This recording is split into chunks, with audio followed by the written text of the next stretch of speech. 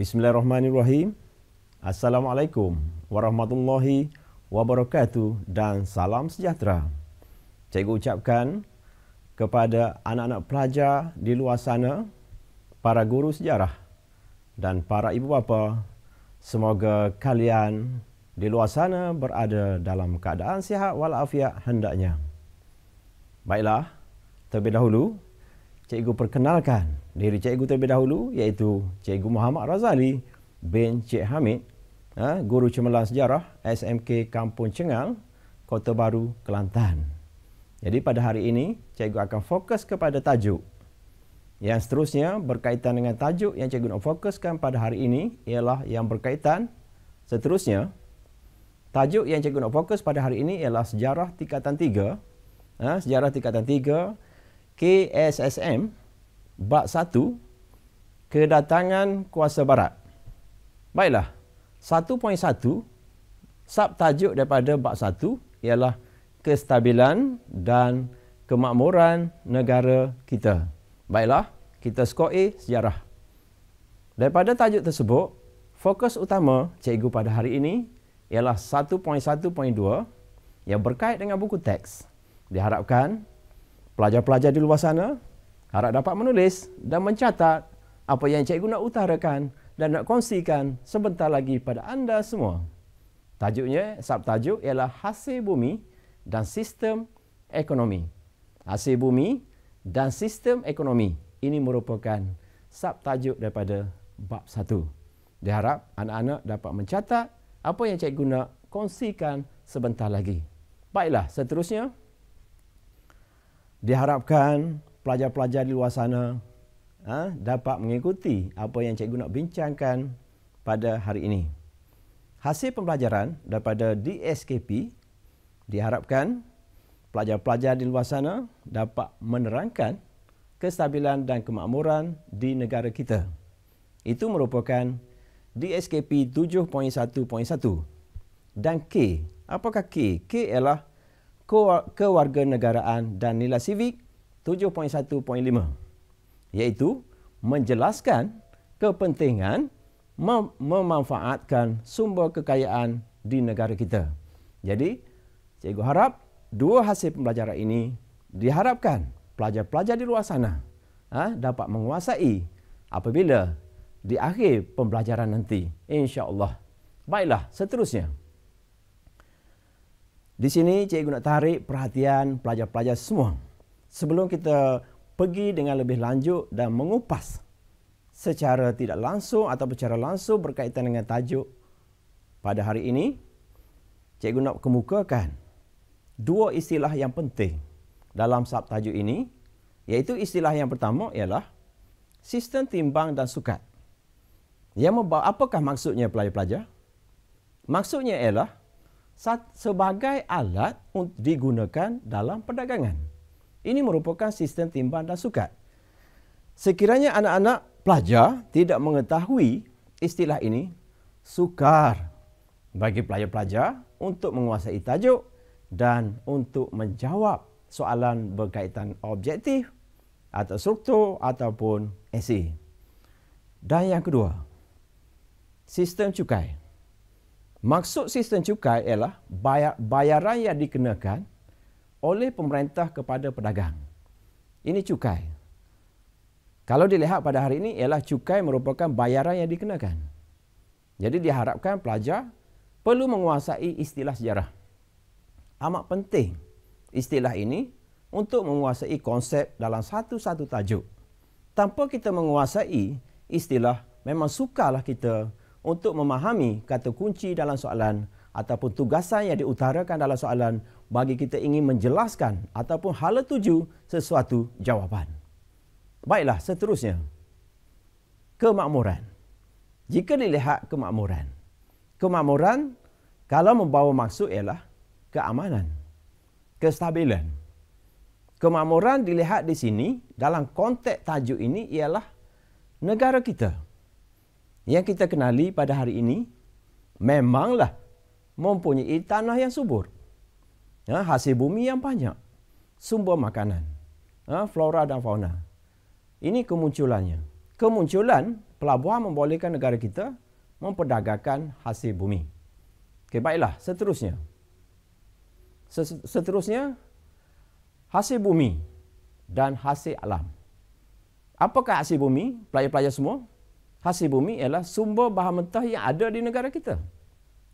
Sama ada di negeri mana, di negeri Kelantan, di negeri Perak, Selangor dan sebagainya. Antara hasil bumi yang ada di negara kita, jika kita lihat pada hari ini, seperti biji timah. Yang cikgu highlightkan warna merah, emas dan perak. Ini merupakan hasil bumi, bahan mentah, sumber semula jadi yang ada di negara kita yang menjadi kemakmuran ataupun yang menjadi kebanggaan kita, merupakan anugerah ilahi yang diberikan kepada negara kita.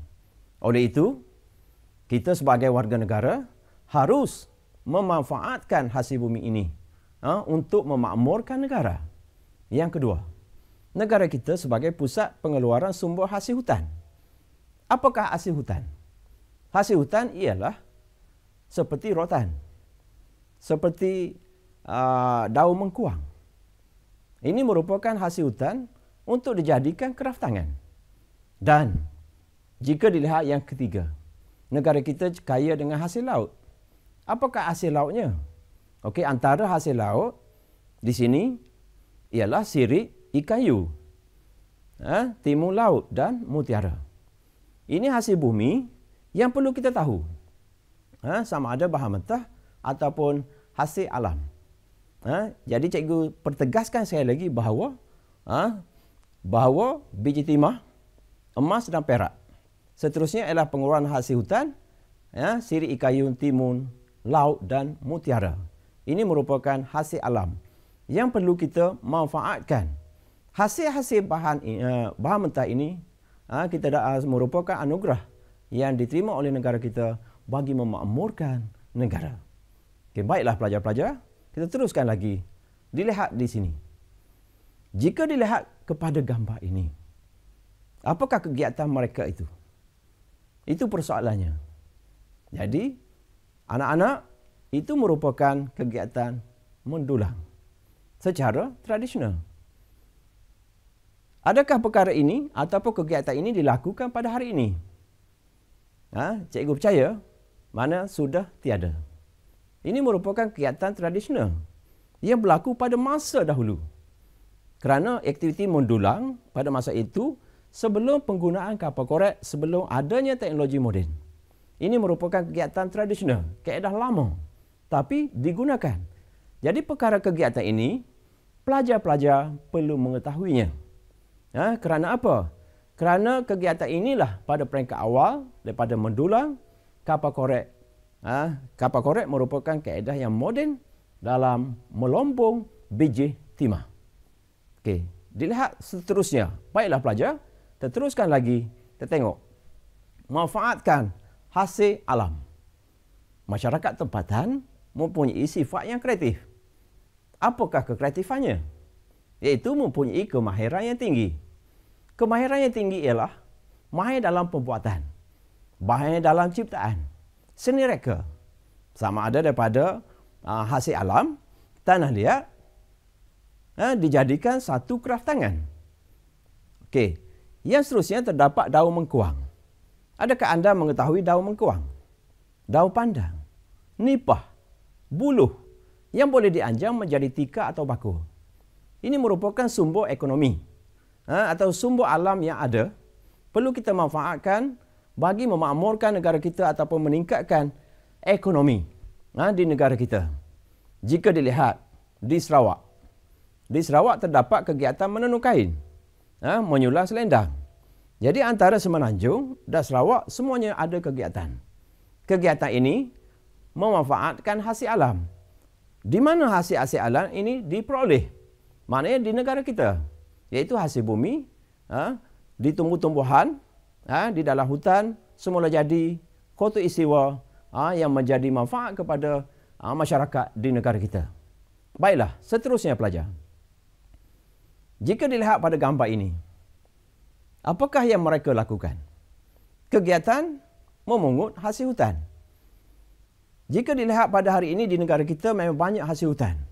Hasil hutan yang menjadi manfaat. Sama ada herba. Herba menjadi pada sumber perubatan. Bila menjadi sumber perubatan, menjadi sumber kepada ekonomi negara. Jadi pada masa dahulu, kegiatan-kegiatan ini sudah dilakukan oleh masyarakat tempatan, iaitu mencari hasil hutan. Kerana hasil hutan ini menjadi sumber pendapatan kepada masyarakat pada zaman tradisional ataupun zaman dahulu. Tapi tidak lari pada hari ini, mereka masih mencari hasil hutan yang menjadi sumber hasil-hasil hutan ini kepada sumber ekonomi, kepada menjana pendapatan sama ada individu ataupun keluarga, masyarakat dan negara. Apakah maksud ekonomi, pelajar-pelajar semua? Sistem ekonomi ialah perdagangan dan pelabuhan kerana mempunyai pelabuhan yang terletak di muara sungai yang strategik. Kerana perdagangan memerlukan pelabuhan. Apakah tujuan pelabuhan? Pelabuhan ialah untuk mengeksport barangan di negara kita ke luar negara ataupun kita mengimport ataupun membeli barangan luar yang negara kita sebagai bukan pengeluar. Dan yang kedua, sistem timbang dan sukat. Contoh yang pertama, cikgu nak beritahu kepada pelajar semua ialah cupak, tahir dan kati. Ini merupakan jenis timbang dan sukat. Jadi pelajar-pelajar perlu mengetahui alat untuk timbang dan sukat. Diharap pelajar mencatat apa yang cikgu beritahu pada hari ini. Dilihat kepada yang ketiga, ialah mata wang. Mata wang digunakan selepas sistem barter. Persoalannya, adakah pelajar-pelajar mengetahui apakah maksud sistem barter? Sistem barter ialah merupakan sistem pertukaran barang. Sebagai contoh yang cikgu nak perjelaskan kepada pelajar pada hari ini, berkaitan dengan contoh CA ataupun Ahmad menanam sawi dan Ali menanam tebu. Jadi antara tebu dan sawi ditukar kepada Ali dan Ahmad itu dipanggil sistem barter. Dengan kata lain, ialah sistem pertukaran barang. Antara mata wang yang digunakan semasa perdagangan pada masa dahulu, mata wang emas turut digunakan. Duit Pitis Terengganu antara mata wang digunakan pada masa itu. Dan yang akhir sekali ialah sistem cukai. Sebagaimana yang cikgu beritahu pada peringkat awal tadi, bahawa cukai ialah bayaran yang dikenakan ke atas hasil pelombongan pertanian dan hasil hutan. Jadi bayaran-bayaran ini dikenakan kepada peniaga, pada masyarakat pedagang. Sumber ini masuk kepada akaun kerajaan atau boleh menjana pendapatan negara. Daripada pendapatan cukai digunakan untuk membaiki infrastruktur dalam negara kita. Itu merupakan yang cikgu huraikan tadi ialah berkaitan dengan sistem ekonomi. Okey, baiklah, seterusnya. Jika dilihat pada gambar ini, apakah gambar ini pelajar-pelajar semua? Ini merupakan tika mengkuang. Tika mengkuang daripada mana asalnya tumbuhan ini? Ini daripada hasil alam. Hasil alam yang terdapat di negara kita. Iaitu hasil alam ialah daripada pokok mengkuang. Ini merupakan hasil kraftangan yang dicipta secara kreatif oleh masyarakat tempatan bagi menjanakan ekonomi. Daripada jana ekonomi terus kepada kemakmuran. Kemakmuran negara tercapai kerana masyarakat yang kreatif dapat memanfaatkan sumber alam yang terdapat di negara kita. Sebagai contohnya, di sini ialah tika mengkuang. Tetapi hasil kraftangan yang lain ada lagi, cuma ini sebagai satu contoh kepada anak-anak pelajar di luar sana. Okey, baiklah, seterusnya. Ini merupakan dinding buluh. Okey, pernah lihat tak pelajar? Apakah gambar yang cikgu paparkan ini? Dinding buluh dianyam menggunakan tangan secara kreatif. Kerana buluh-buluh merupakan hasil hutan. Ini merupakan hasil-hasil yang telah dijana untuk menjana pendapatan yang dibuat oleh masyarakat tradisional atau masyarakat kampung pada masa dahulu. Kerana kekreatifan masyarakat dapat memanfaatkan sumber-sumber yang ada dalam hutan, ini dipanggil konsep sumber alam yang terdapat di negara kita. Baiklah, seterusnya. Jika dilihat pada gambar ini, cikgu nak kemukakan persoalan.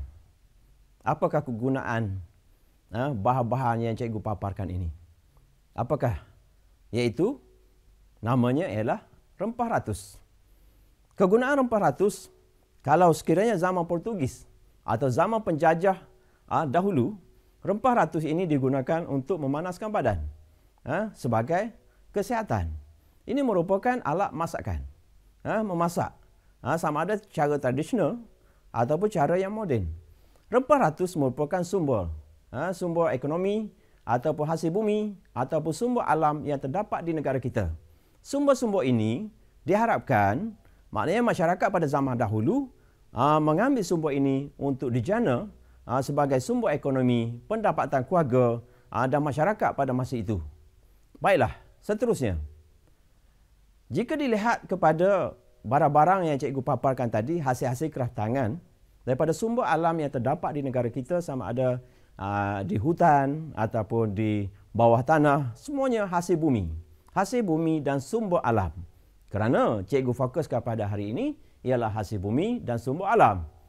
Sistem timbang dan sukat, sekali lagi cikgu pertegaskan bahawa ada beberapa jenis sistem timbang dan sukat yang digunakan oleh masyarakat pada masa dahulu. Antaranya ialah kepul, ling, kal, cupak dan gantam.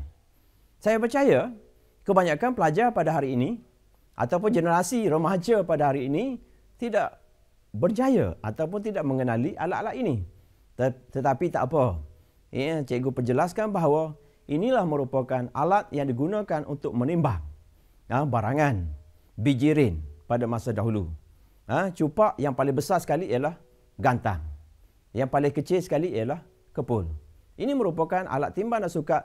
Sepatutnya pelajar-pelajar di luar sana harus mencatat, dan cikgu pertegaskan bahawa ini merupakan sekali lagi alat timbang dan sukat yang digunakan untuk menyukat hasil pertanian ataupun hasil bumi serta sumber alam. Baiklah, seterusnya. Jika dilihat pada gambar ini, apa gambar ini, anak-anak? Okey, yang pertama sekali ialah mata wang. Mata wang Kedah. Itu alat yang digunakan untuk membeli barangan. Kalau dilihat pada hari ini, wang kertas. Wang kertas masih tak ada lagi pada masa dahulu, cuma menggunakan mata wang emas.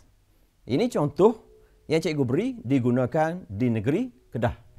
Dan yang tengah itu merupakan duit pitis.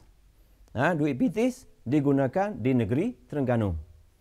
Dan gambar yang ketiga ialah mata wang emas di negeri Kelantan. Ini merupakan berkait dengan hasil-hasil bumi tadi. Jadi kait dengan percukaian, alat timbang dan sukat dan sistem mata wang ini sama secara keseluruhannya berkait antara satu sama lain dalam proses kehidupan masyarakat pada masa dahulu. Jadi harapan cikgu, pelajar-pelajar dapat mengenali mata wang yang digunakan pada masa dahulu di negara kita. Okey, baiklah, seterusnya pelajar. Kita lihat sistem percukaian. Percukaian merupakan hasil kerajaan. Yang membayarnya ialah masyarakat.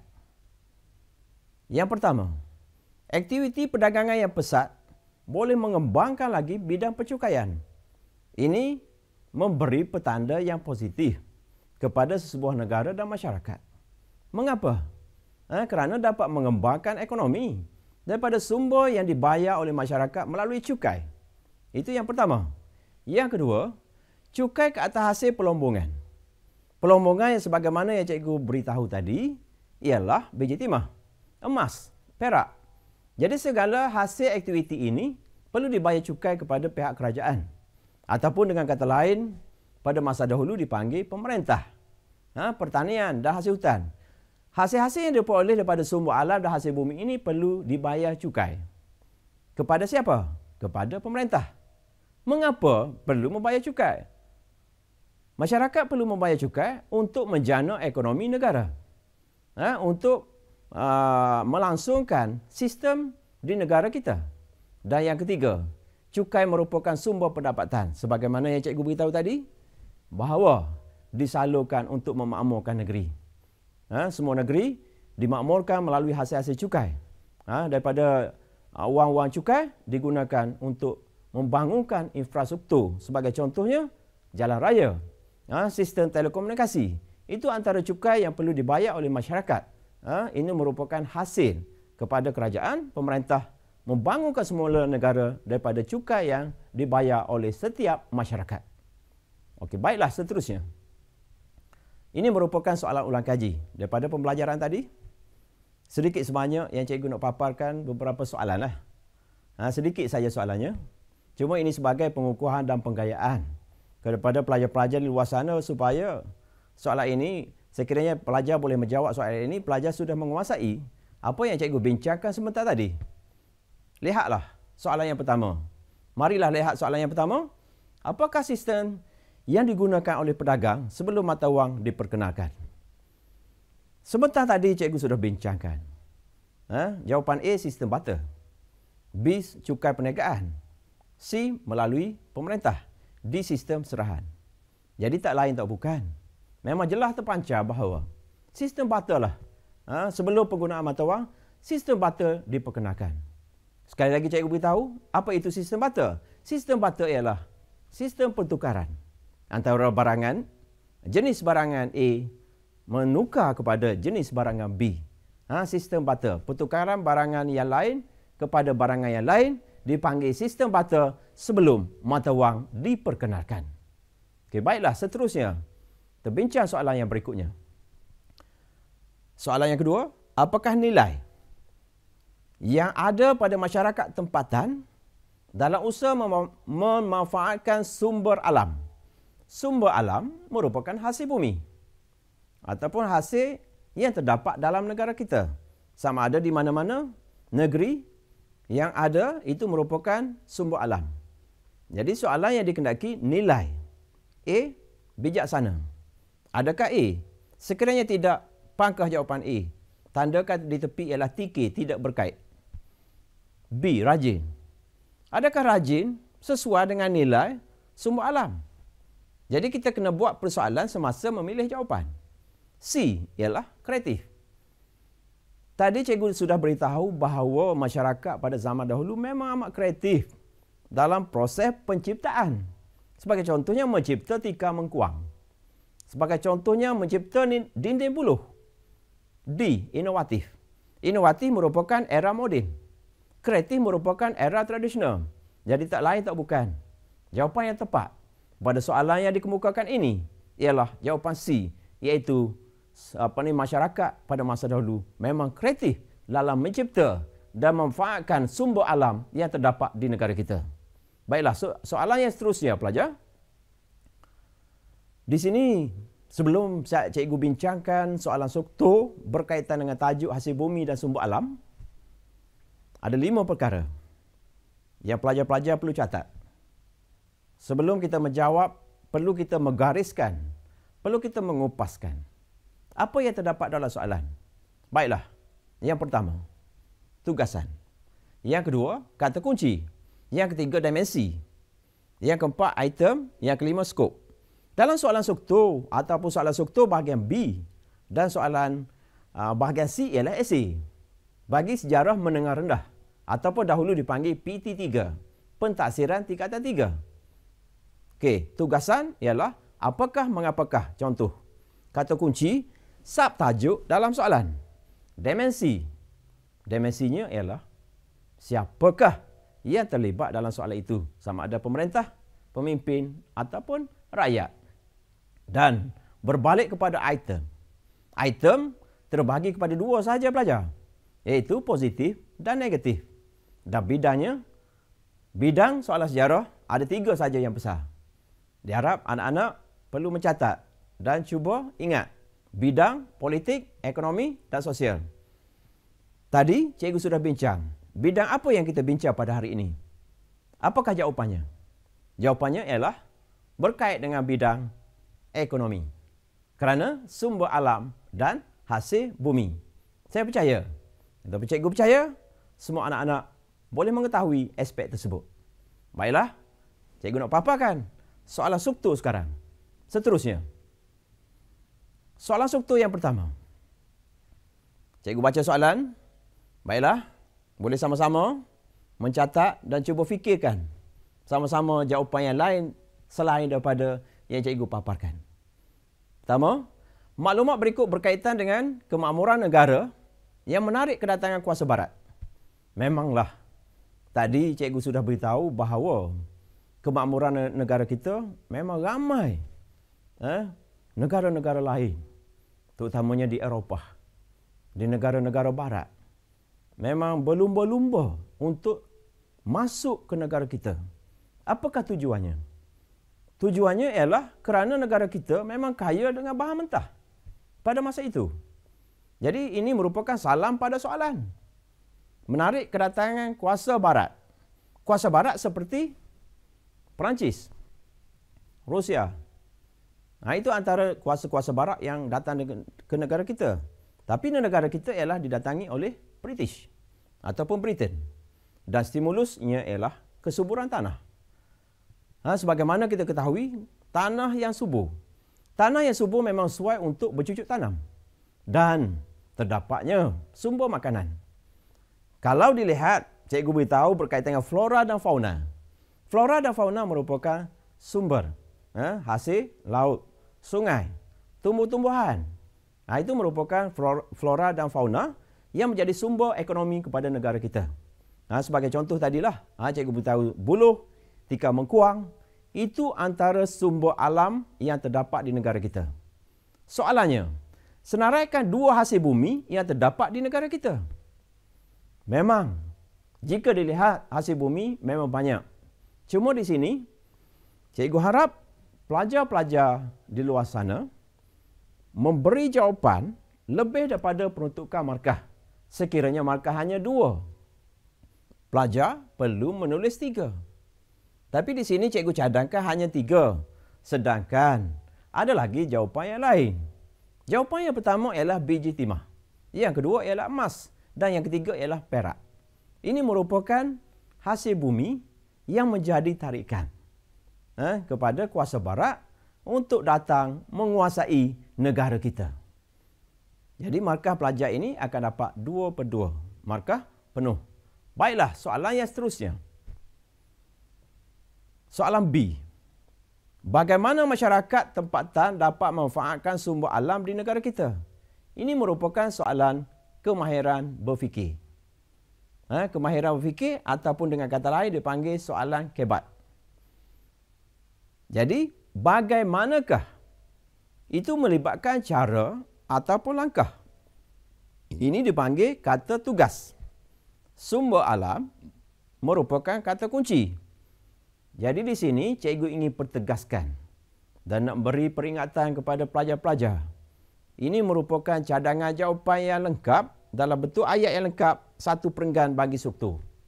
Kita mulakan macam mana? Setiap soalan perlu kita nyatakan intro ataupun memberi salam sebelum mengemukakan suatu fakta dalam jawapan sejarah. Fokusnya ialah sejarah tingkatan 3 pada hari ini. Jawapannya, cadangan jawapan, masyarakat tempatan dapat memanfaatkan sumber alam dengan menghasilkan kraftangan. Tadi cikgu sudah bincang bahawa sumber alam akan jadi kraftangan. Itu satu markah. Antara kraftangan yang dihasilkan ialah tikar daripada daun mengkuang. Betul? Daun mengkuang. Masyarakat tempatan juga mahir dalam bentukan kayu. Seperti membuat perahu. Seterusnya, selain itu, menempa alat senjata tradisional. Seperti apa? Seperti keris, pisau.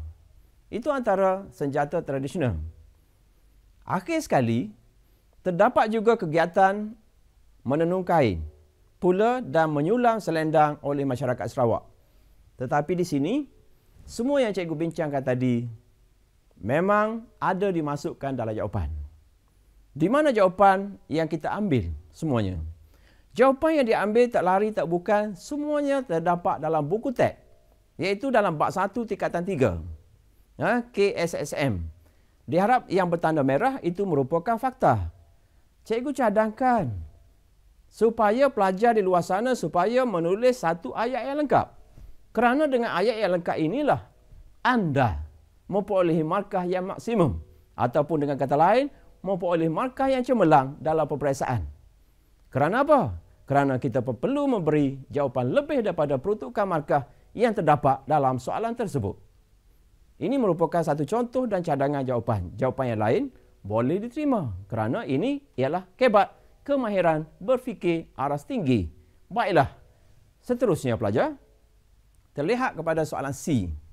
Biasanya dalam soalan struktur, soalan A, soalan B, soalan C. Bagi soalan struktur untuk bahagian B, PT3 atau menengah rendah. Ini soalannya. Berikan cadangan anda untuk mengekalkan sumber alam yang terdapat di negara kita. Bagaimanakah cara kita mengekalkan? Ini cadangan kita. Cikgu harapkan untuk jawapan kebat, kita perlu jawapan logik ataupun munasabah. Apa-apa jawapan yang diterima berkait dengan kata kunci dan tugasan tiada masalah. Cikgu cadangkan pelajar mendapat panduan dan cuba lihat jawapan yang cikgu utarakan kepada pelajar-pelajar di luar sana. Okay, cadangan saya ialah mengadakan kempen Cintai Alam Semula Jadi. Itu dipanggil dalam sejarah, dipanggil Fakta 1. Sekiranya anda sudah menjawab Fakta 1, anda memperoleh 1 markah. Tetapi, yang tulisan hitam itu melengkapkan ayat saja. Sekiranya pelajar-pelajar hendak jawab 1 fakta 1 ayat, tiada masalah. Ini dicadangkan kepada pelajar-pelajar semua. Sekiranya anda ingin menulis jawapan fakta huraian contoh, itu lebih baik. Tapi dengan syarat, sekiranya memerlukan jawapan yang ayat yang lengkap, walaupun fakta saja, tiada masalah, boleh diterima. Tapi sebolehnya bila rubrik holistik.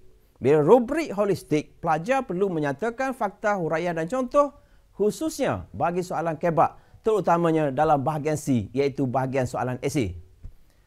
Dan seterusnya. Tersambung lagi jawapannya. Selain itu, peranan kerajaan untuk mengambil tindakan tegas kepada mereka memusnahkan alam sekitar. Tindakan tegas, fakta yang kedua. Di samping itu, penanda wacana, peranan media dalam usaha mengekalkan warisan semula jadi negara. Peranan media. Fakta 3. Akhir sekali, pihak sekolah perlu mengadakan kegiatan co-curriculum, iaitu menubuhkan kelab alam sekitar. Jawapan simple saja. Tak perlu panjang. Kerana kita jawab di bawah soalan ialah soalan struktur, kita jawab dalam soalan itu. Cuma sekadar, cikgu nak pesan kepada pelajar semua, sekadar ayat yang lengkap. Kerana sekiranya pelajar menulis kempen Cintai Alam Semula Jadi, itu tidak lengkap. Ayat yang lengkap perlu ada subjek predikat. Perlu ada intro dan huraian lanjutan. Huraian lanjutan digunakan dan perlu dimasukkan kata hubung. Markah pelajar ini diberi 4/4 antara jawapan pelajar yang terbaik. Ini boleh dijadikan panduan kepada pelajar-pelajar di luar sana, insya-Allah. Seterusnya, rumusan pembelajaran kita. Diharap pelajar-pelajar bertenang dan bersabar. Rumusan pembelajaran kita pada hari ini, sebagaimana yang cikgu beritahu tadi, berkaitan dengan hasil bumi dan sumber alam. Baiklah, sumber alam merupakan anugerah ilahi yang diberi kepada negara kita. Sumber alam yang ada di negara kita dapat menjana ekonomi. Bila menjana ekonomi dapat memakmurkan negara. Dan kewujudan perdagangan telah muncul penggunaan sistem mata wang.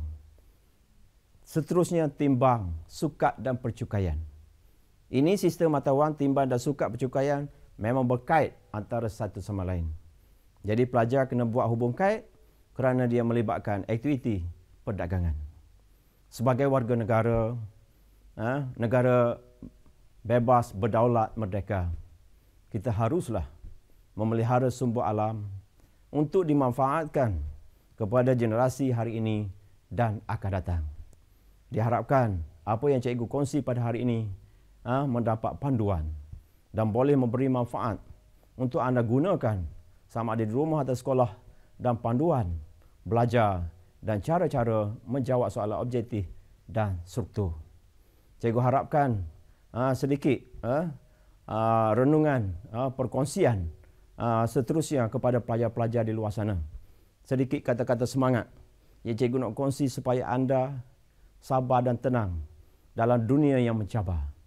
Kata-kata semangat daripada saya untuk anda semua.